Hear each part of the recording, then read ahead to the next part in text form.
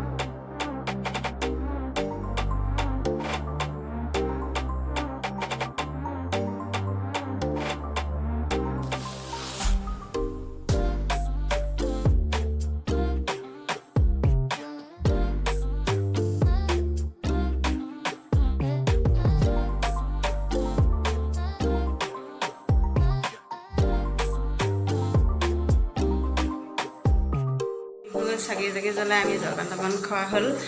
আৰু এতিয়া আমাৰ টিকলিজনীও নাচিবলৈ ৰেডি হ'ল সেইজনী আমাৰ টিকলিজনী একদম বিহু সাজত ওলাই ল'লে ধুনীয়াকৈ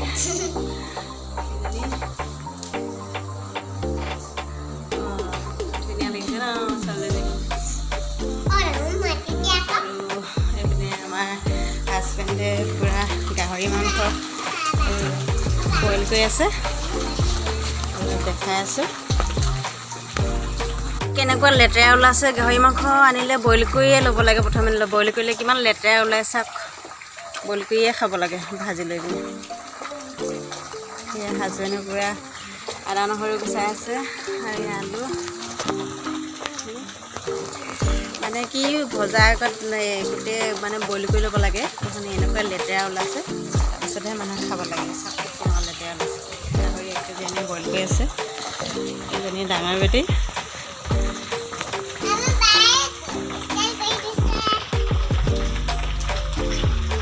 আচল মেইন বস্তু এইটো বুলি ক'লেও বেয়া নহয় কাৰণ পানী দিয়া ভাতৰ লগত এইটো কি আমলৈটো বাৰু ডিমেদি ভাজি লৈ পিনি খাবলৈ বহুত মজা হয় আৰু মানে পানী দিয়া ভাত আছে মানে কালিও ভাত বনাই পূৰা বান্ধি দি থৈছোঁ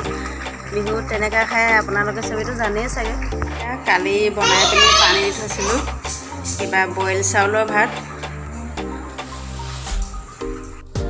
মোৰ বেষ্ট পাৰ্টনাৰজনী পানী দিয়া ভাত খাবলৈ মাতিলোঁ আহিলে তাইকো দেখাই আছোঁ বেটি তাই বেটি আমাৰ বেটিও আছে